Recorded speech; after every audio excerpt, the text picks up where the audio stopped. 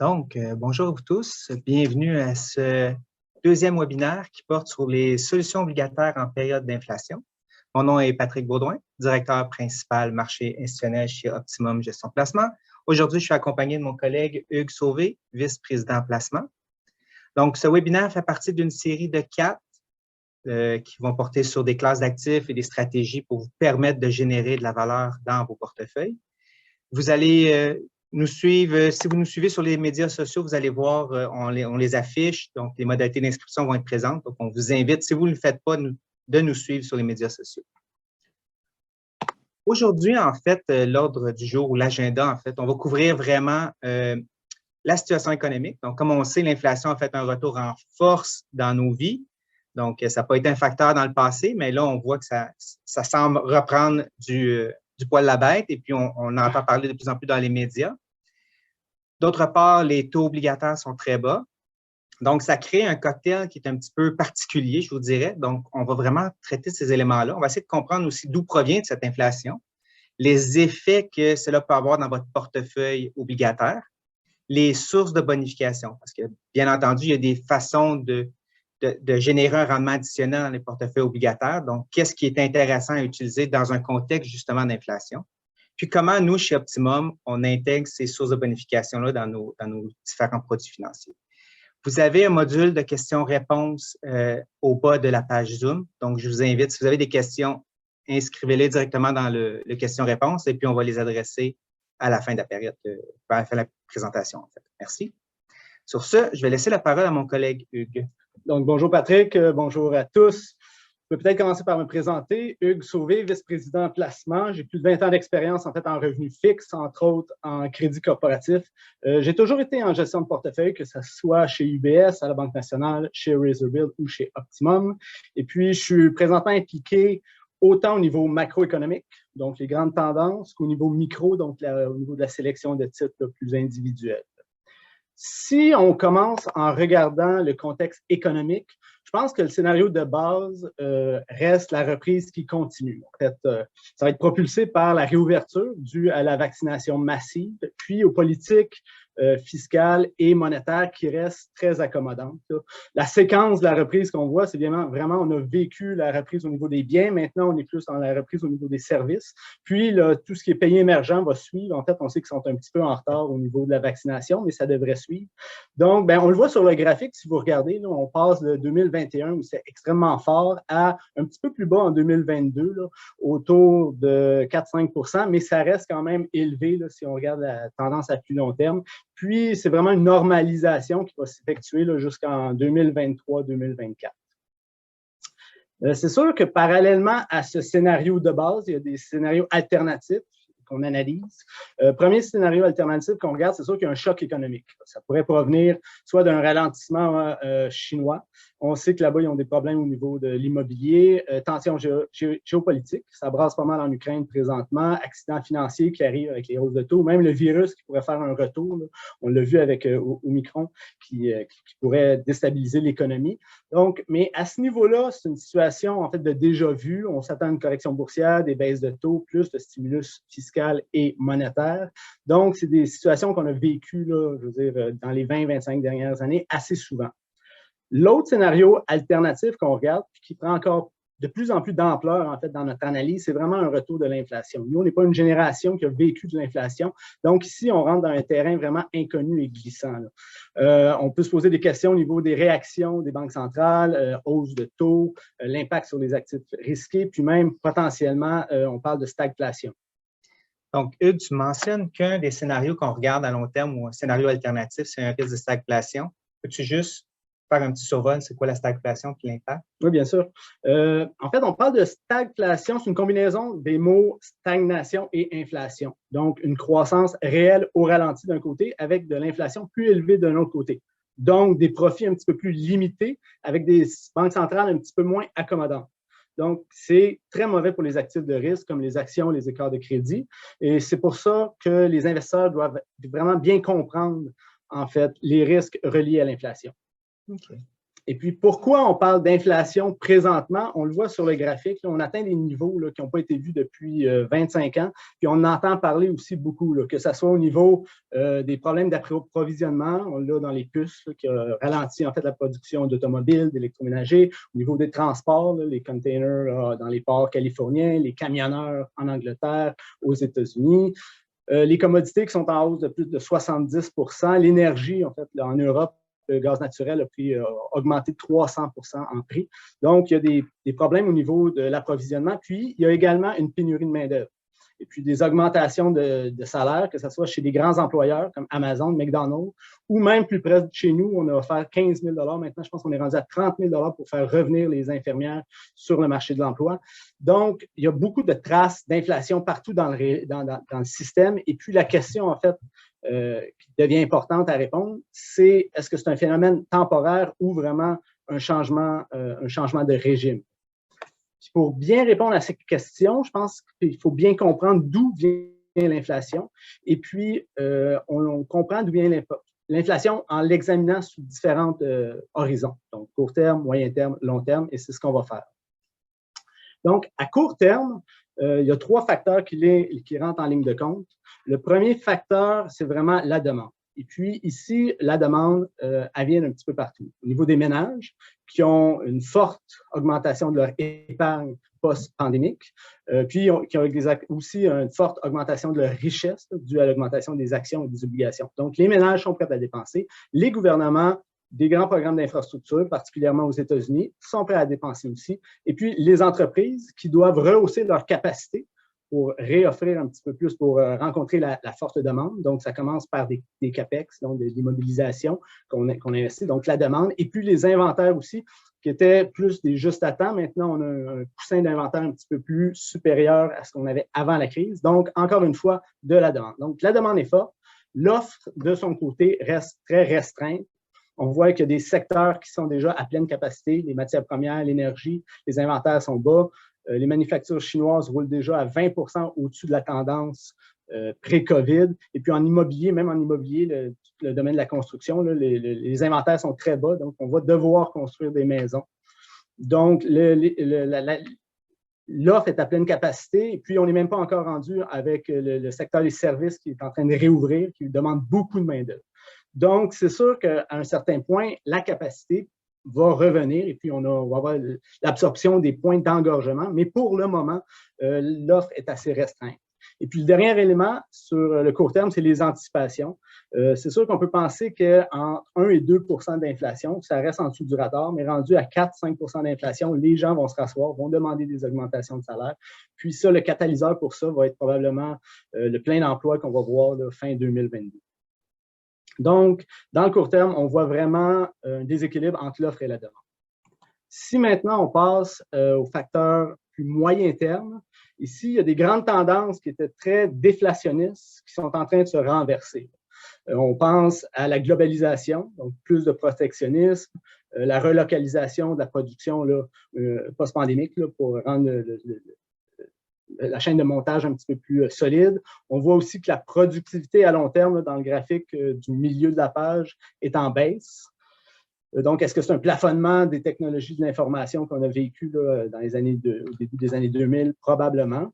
On le voit aussi dans le vieillissement de la population. Qui dit vieillissement de la population dit moins de travailleurs pour le nombre de retraités. Donc, les travailleurs qui ont le plus grand pouvoir de négociation, donc des salaires plus élevés, donc encore une fois de l'inflation potentielle. On le voit dans les préventions des inégalités. On va envoyer de plus en plus d'argent dans les poches de ceux qui ont une plus haute propension à dépenser. Donc, de la demande encore un petit peu plus élevée à ce niveau-là par des salaires minimums, de l'impôt plus fortuné. Et puis finalement, les changements climatiques auxquels on s'occupe de plus en plus, qui va provoquer des investissements, des coûts additionnels, que ce soit la taxe sur le carbone, la taxe sur la disposition, et puis des perturbations agricoles, donc qui devraient faire augmenter le prix de la nourriture, ainsi que de la demande énergétique, que ce soit au niveau de la climatisation, du chauffage, il va en avoir plus. Donc, dans le moyen terme, on voit qu'il y a des facteurs structurels majeurs qui favorisent maintenant l'inflation. Et puis, maintenant, si on passe au long terme, c'est sûr qu'on a de plus en plus un problème global de surendettement qui est à gérer. Donc, nous, on voit la crise de la COVID un petit peu comme le point de basculement, comme l'a été la crise de 29, la Deuxième Guerre mondiale. Donc, on a un problème à régler. Et puis, pour régler un problème d'endettement, on a quelques choix, les impôts, les défauts, l'austérité ou l'inflation. Et puis, dans une démocratie, c'est sûr, ce qui est le plus populaire, qui est plus facile à instaurer, c'est de l'inflation. Et puis, on voit que le coût est caché, même si c'est important. C'est un coût qui est caché, c'est une inefficacité, en fait, à plus long terme qui est lissée dans le temps. Donc, qui s'étend sur des générations, même si c'est un coût important, c'est un coût qui est plus facile à prendre. Donc, c'est la solution qu'on va mettre de l'avant par une coordination des politiques monétaires et fiscales un petit peu plus agressives. On le voit dans la rhétorique là, de plus en plus flexible des banques centrales. On est rendu à parler de théorie monétaire moderne, donc qui se rapproche vraiment de helicopter money. Donc, on envoie de l'argent à tout le monde. Ce qu'on a vécu un petit peu, en fait, au niveau dans la période de la COVID. On le voit également, les banques centrales qui sont passées d'une cible d'inflation à une moyenne d'inflation. Donc, encore là, un petit peu plus de flexibilité au niveau de la rhétorique. Puis, il ne faut jamais oublier, en fait, vous voyez dans le graphique du bas à droite, qui débute avec la création de la Réserve fédérale en 1913. C'est une tendance lourde dans le système de monnaie fiduciaire fiat qu'on a, l'inflation. Donc, la période récente est probablement plus l'exception que la règle. Donc, il ne faut jamais oublier ça. Donc, l'inflation reste un phénomène monétaire, donc une décision politique. Et on croit qu'on n'est pas loin de prendre cette décision-là. OK, mais on a quand même des contre-exemples qui se passent, qui sont arrivés dans le passé. On a sûrement fait une petite analyse de ça aussi, donc parce que tu nous donnes plein de sources d'inflation, qu'est-ce qu'on pense qui va arriver, mais on a l'envers de la médaille. Peux-tu nous en parler un peu? Oui, bien sûr, Patrick. On a regardé en fait de quelques contre-arguments qu'on entend souvent là, concernant l'inflation. Le premier argument qu'on a regardé, c'est le Japon. En fait, ça fait 30-40 ans que le Japon aimerait avoir de l'inflation. Ils ne sont pas capables d'arriver à leur cible. Pourquoi? Pourquoi eux, pas nous? Premièrement, il faut comprendre qu'au Japon, la coordination fiscale et monétaire a toujours été lente et timide versus ce qu'on va voir présentement, qu'on voit présentement en Amérique du Nord, dans les pays occidentaux. Deuxièmement, le Japon, il y a des situations particulières sur le marché de l'emploi. C'est beaucoup plus rigide. On a encore le concept d'emploi à vie, donc moins de pouvoir d'achat, de pouvoir de négociation pour les employés. Et puis, il ne faut pas oublier non plus que, bon, il y a une situation insulaire là-bas, il y a beaucoup moins de croissance de la population, puis l'immigration est minime. Donc, on pense qu'il y a des différences marquées avec le Japon, ce n'est pas un bon exemple. Le deuxième élément, c'est l'histoire récente.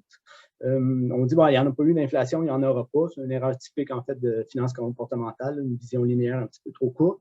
Puis, il faut aussi comprendre que dans la période récente, les fois où le chômage était assez bas pour générer de l'inflation, il y a tout le temps des crises qui sont arrivées, que ce soit en 2000, la crise des technologies, 2008, la grande crise financière, ou 2020, la crise de la COVID, donc qui a ralenti l'élan inflationniste.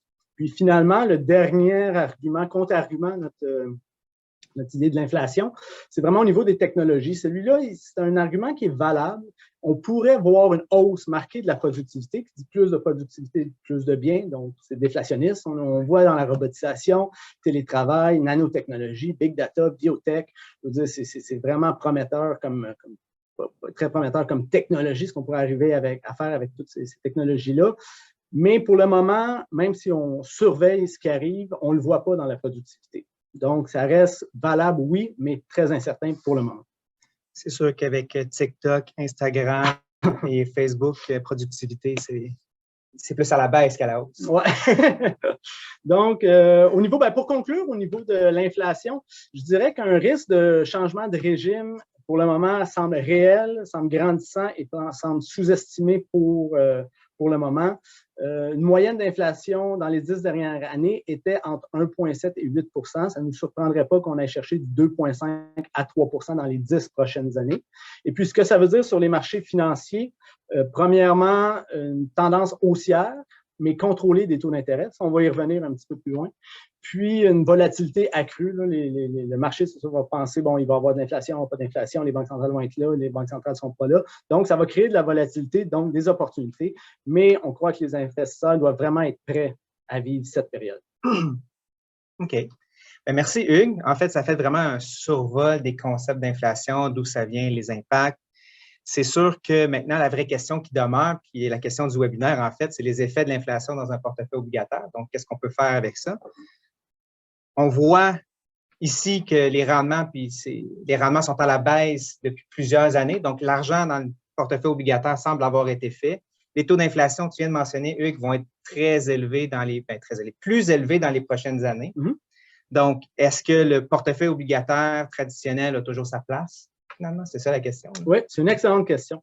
En fait, est-il toujours pertinent d'investir en obligations? C'est la question. Puis la réponse, sans équivoque, oui, pour 3 raisons particulières. Première raison, ce que les obligations peuvent fournir à un portefeuille, c'est une protection en période de stress. Bon, les obligations canadiennes 30 ans, il faut comprendre, transigent environ à 1,8 %. Et puis, une convergence en période de stress, on peut voir les taux descendre drastiquement, donc vers une convergence dans les taux japonais qui sont présentement à 0,68 % et qui permettrait aux obligations d'avoir une augmentation de prix de plus de 30 %. Donc, il viendrait mitiger les pertes encourues sur la partie action d'un portefeuille. Donc, cet élément-là, protection en période de stress, est toujours là. Le deuxième élément, rendement raisonnable et stable. On parle des corporations triple B, donc un BCE de ce monde, 30 ans qui transigent encore autour de 4 % dans le long, dans les maturités les plus longues. Donc, c'est intéressant. L'autre point intéressant, c'est la comparaison au niveau de l'international. Comme je disais tantôt, les obligations canadiennes sont à 1,8 %. Au Japon, on est à 0,68 %. Et puis les Bunds, les obligations longues allemandes, sont dans le négatif, à moins 0,07 %. Donc, la comparaison internationale est toujours favorable. Et puis, finalement, les rendements des autres actifs, comme les actions, est encore incertaine. On parle des actions qui transigent à des prix-profit, d'un ratio prix-profit au-dessus de 22. Donc, on n'est plus à 10 %, 8-10 % de rendement. On est probablement plus à l'entour de 5-6 % au niveau des actions. Donc, c'est pour ça qu'à 4 % le revenu fixe corporatif semble raisonnable et intéressant. Puis le dernier élément, c'est vraiment au niveau des liquidités que ça fournit au portefeuille. Il y a une accumulation de primes d'illiquidité dans les placements privés présentement qui pourrait en fait générer plus de volatilité. Et puis au bon moment, avoir de la liquidité dans le portefeuille pour pouvoir saisir ces opportunités-là va être très intéressant. Donc oui, le rôle est toujours important au niveau d'un portefeuille équilibré. OK, mais encore avec l'inflation qui monte, habituellement les taux vont suivre, les taux vont monter. Donc, est-ce que ça va manger tout le profit finalement ou utiliser tout le profit que j'aurais pu faire? En fait, on peut regarder notre scénario, même dans un scénario d'inflation, on ne voit pas vraiment les taux s'envoler. On voit plutôt une période de répression financière. C'est une situation où les taux sont maintenus artificiellement bas pour permettre au gouvernement de se financer. On a un exemple dans le bas de la page. Donc, on pourrait voir des taux à 2,5 %. Donc, qui sont maintenus, qui sont plafonnés par de l'assouplissement quantitatif, donc par les banques centrales qui achètent les obligations pour maintenir les taux un petit peu plus bas, mais quand même avoir un taux d'inflation assez robuste à 3 %. Donc, ce qui nous amènerait en fait à des taux réels négatifs, moins 0,5 % dans cet exemple-là, qui peuvent être stimulants dépendamment de la croissance qu'on a dans l'économie.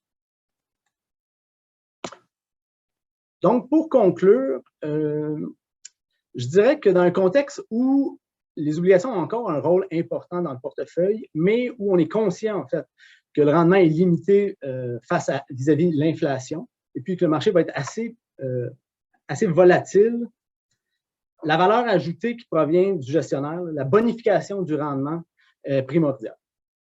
OK. Donc, Hugues, maintenant, tu viens de nous mentionner tout ça, là, que bon, ça a encore leur place. Tu viens de le dire, ça a encore leur place. Il va y avoir de l'inflation dans le futur. Donc, tu mentionnes aussi que la bonification, c'est important.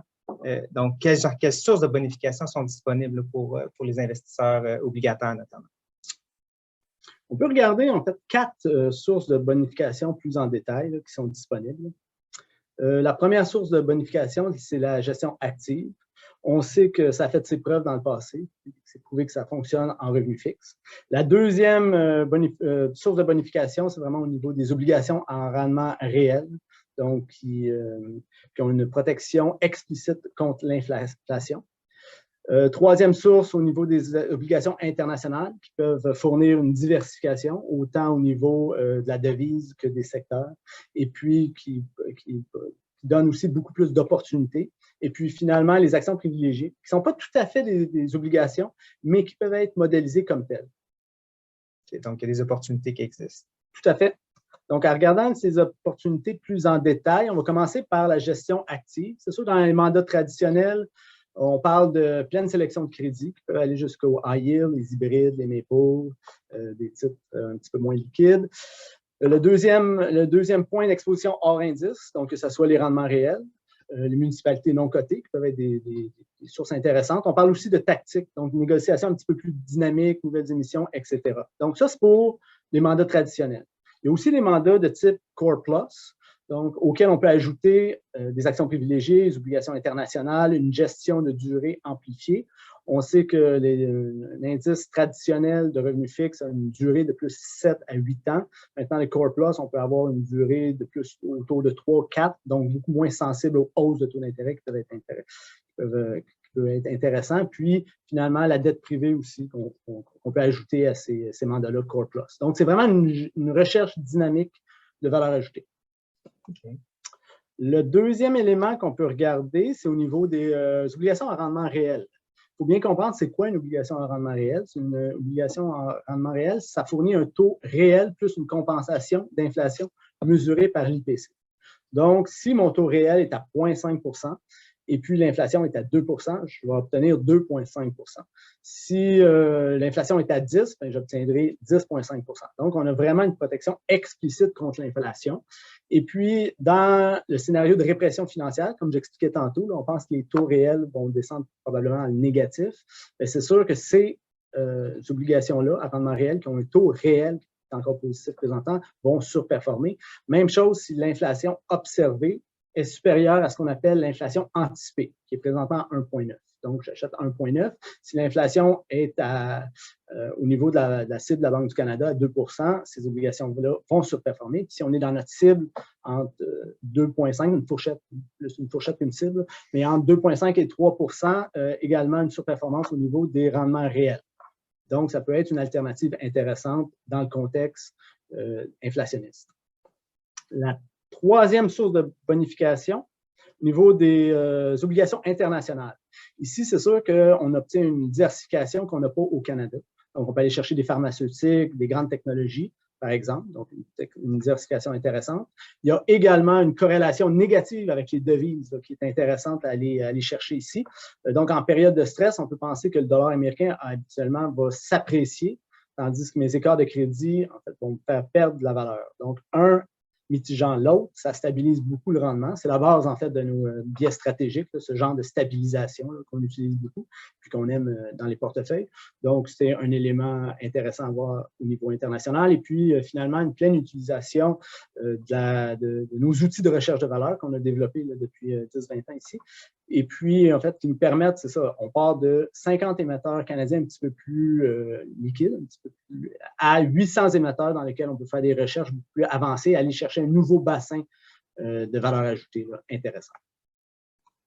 Et puis, finalement, la quatrième source de bonification dont on aimerait discuter un petit peu aujourd'hui, c'est au niveau des actions privilégiées. Plusieurs caractéristiques intéressantes. Premièrement, au niveau du rendement, là, on parle d'environ 5, 5,5, un petit peu plus. Donc, jusqu'à 7,5, en fait, si on considère l'effet fiscal. On sait que les dividendes sont moins imposés que les taux d'intérêt. Donc, pour faire une comparaison pomme-pomme, il faut que je fasse un ajustement au niveau fiscal.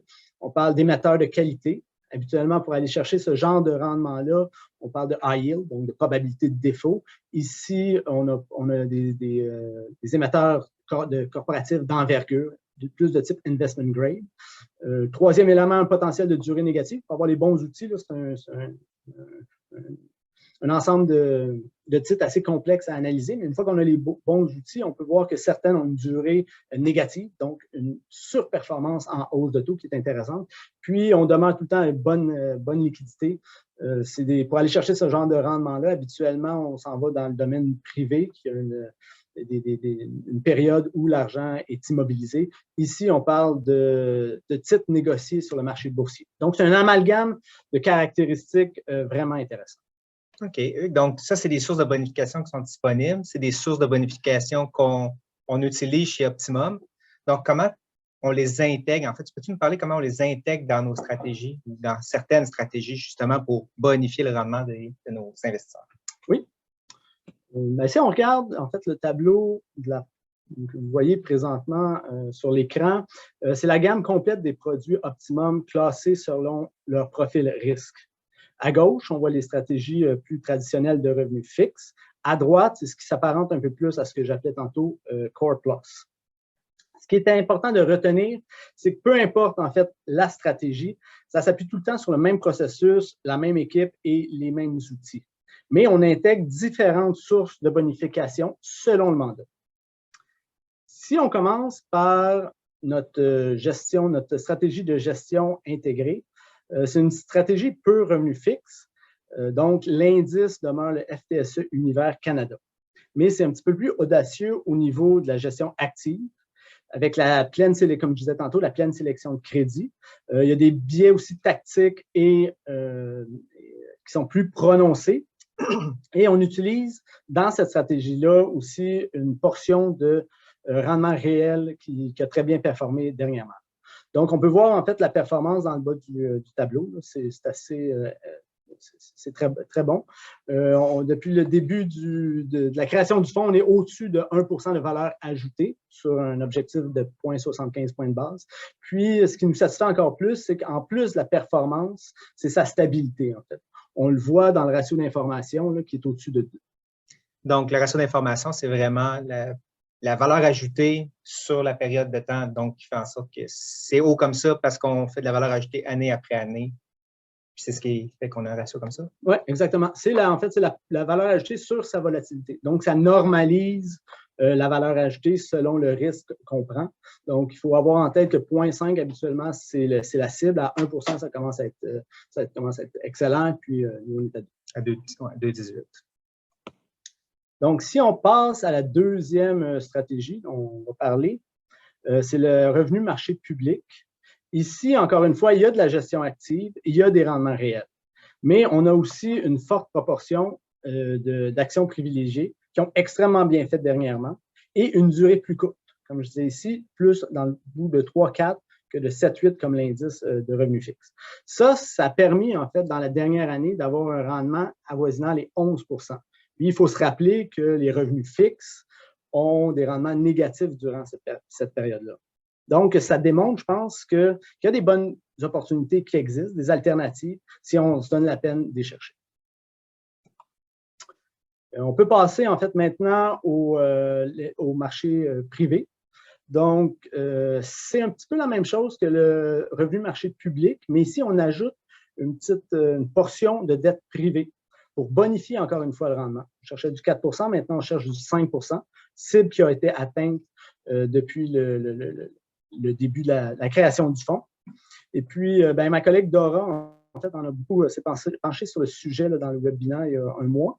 Donc, tout ce que je vais rajouter, c'est que c'est une alternative qui est très intéressante et puis qui a atteint, en fait, sa cible. Et puis, finalement, si on regarde nos solutions d'actions privilégiées, pour lesquelles on sent vraiment un engouement actuellement, là, ce qui s'explique par la performance plutôt exceptionnelle là, dans la dernière année. On la voit dans le tableau. Donc, ça peut aller jusqu'à presque 68 %, dépendamment de la stratégie. Mais c'est vraiment, on ajuste en fait la stratégie avec l'objectif visé par l'investisseur. Mais peu importe laquelle on choisit, c'est une des classes d'actifs qui est vraiment intéressante, comme je l'ai expliqué tantôt. C'est une de nos transactions à haute conviction. Et puis, encore une fois, ici, je pense que ça démontre qu'avoir un gestionnaire de confiance qui peut détecter, gérer et puis vous faire profiter des opportunités de bonification, c'est vraiment très important. Excellent. Bien, merci, Hugues. En fait, ce que tu mentionnais, Hugues, c'est que bon, l'économie semble revenir à ses moyennes historiques. Donc, on a eu une année de misère en 2020, une super belle année en 2021. 2022, 2023, on va revenir à des normes plus habituelles. Par contre, on a de l'inflation qui pointe le bout du nez qu'on n'avait pas vu dans le passé. Donc, il y a des risques liés à ça. On ne pense pas qu'il va y avoir vraiment des hausses de taux importantes. Par contre, le pouvoir d'achat des investisseurs va être un petit peu diminué. Les solutions de bonification dans un portefeuille de revenus fixes existent. On vous en a présenté 4. Donc, vous avez déjà plusieurs exemples. La gestion active, les actions privilégiées, les obligations à rendement réel, les obligations internationales, toutes des choses qu'on peut faire, nous, chez Optimum. Donc, puis Hugues l'a mentionné, bien, vous le voyez, là, l'équipe expérimentée, on a des outils vraiment puissants pour sélectionner les bons titres. Donc, et puis on a une approche ESG là, pour ceux que c'est important aussi. Là, donc, l'approche ESG dans toutes nos stratégies, on en considère. Si vous avez des questions, je vous ramène encore aux questions-réponses. J'en ai quelques-unes, donc si tu as quelques secondes, Hugues, je vais t'en poser une. Donc, tu peux la lire ou je peux te la poser. Donc, c'est ça, on a observé justement dernièrement un impact important sur la volatilité des marchés pour les actions privilégiées. Donc, comment tu réussis à modéliser ça dans ton portefeuille obligataire pour créer une source de bonification, là? Ben, c'est sûr qu'on a eu beaucoup de volatilité au niveau des actions privilégiées, particulièrement au niveau des actions privilégiées sensibles au taux d'intérêt. Donc, nous, ce qu'on fait, comme je disais tantôt, c'est le biais stratégique qu'on aime, c'est utiliser des actions privilégiées ayant une durée négative, forte durée négative, avec des obligations qui ont, elles, une durée positive. Donc, de cette façon, on peut stabiliser en fait la sensibilité au taux d'intérêt avec une durée un petit peu plus neutre. Et puis l'autre élément, c'est qu'habituellement aussi, on va, étant donné que les actions privilégiées ont une composante de risque de crédit plus forte, on va les mettre avec des instruments obligataires qui ont une durée une exposition, un risque de crédit meilleur, donc des obligations provinciales, des obligations fédérales. Donc, c'est la façon, en fait, qu'on utilise des corrélations négatives pour stabiliser un petit peu le rendement. OK, donc ce n'est pas un achat at large d'actions privilégiées, puis on prend tout ce qui est dans le disponible. On a vraiment une sélection de titres qui est importante. Bien, comme je dis, dans les actions privilégiées, il y a plusieurs, en fait, types de stratégies, mais c'est une des façons qu'on peut utiliser, en fait, les actions privilégiées. OK, puis une petite question économique. Est-ce que les gouvernements ont tendance, ont l'opportunité d'étirer leur dette à long terme, vu que les taux sont bas, là, parce qu'on voit que les émissions obligataires ne sont pas nécessairement toutes dans le très long, là? Mais en fait, c'est le but de la répression financière, c'est exactement ça. C'est permettre au gouvernement de se financer à long terme, de financer leur dette à long terme. On le voit, ils vont tenter en fait ce qu'on appelle le tapering, donc diminuer l'assouplissement quantitatif. On va voir comment ça va aller, mais selon nous, on n'aura pas des taux, même si les gouvernements se financent à long terme, ça va être maintenu artificiellement bas. Donc, c'est pour ça que tantôt, quand je parlais de taux qui ne s'envoleront pas, c'est exactement la question qu'on se pose présentement. C'est une bonne question. Fait qu'ils n'ont pas d'intérêt, justement. Donc, j'ai une autre question. En termes de gestion active, pensez-vous prioriser certains secteurs pour créer de la valeur? Donc, probablement au niveau, soit au niveau obligataire, au niveau… Oui, c'est sûr, c'est le but de la gestion. C'est le but de la gestion active. Certains secteurs, nous, c'est sûr que dans le contexte actuel, les primes, en fait, de risque sont vraiment basses. Les écarts de crédit sont bas. On n'ira pas prendre du risque très large. On va se concentrer. Une des transactions qu'on aime présentement, c'est prendre un petit peu plus de risque dans le bas du spectrum de crédit, donc triple B, à la limite high yield pour les comptes qui le permettent, avec ce qu'on appelle un barbell, donc avec de plus haute qualité. Donc, on va rester dans des Canada Housing Trust, des provinces. Donc, et on va éviter le milieu du spectre de crédit qui ne nous compense pas trop. Et puis, c'est sûr qu'on va faire attention. On parle de régénérescence économique, donc il y a des secteurs qui vont être frappés un petit peu plus, de plus grande façon. Là. On peut parler de l'immobilier commercial, des secteurs comme ça, là, où on fait vraiment attention, parce qu'on est conscient que dans le fixed income, dans le revenu fixe, il y a en fait une asymétrie. Là. On y va pour faire 3-4 puis on peut perdre pas mal plus que ça. Donc, on fait toujours attention, on est plus défensif, je vous dirais, en ce moment, et sur nos secteurs, et sur le portefeuille en général.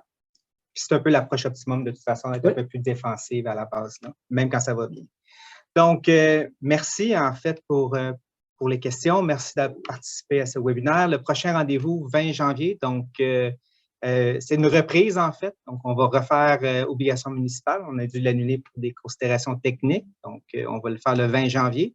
Sur ce, n'hésitez pas à communiquer avec nous si vous avez quelque chose. Sinon, passez de joyeuses fêtes. Donc, merci. Merci bien.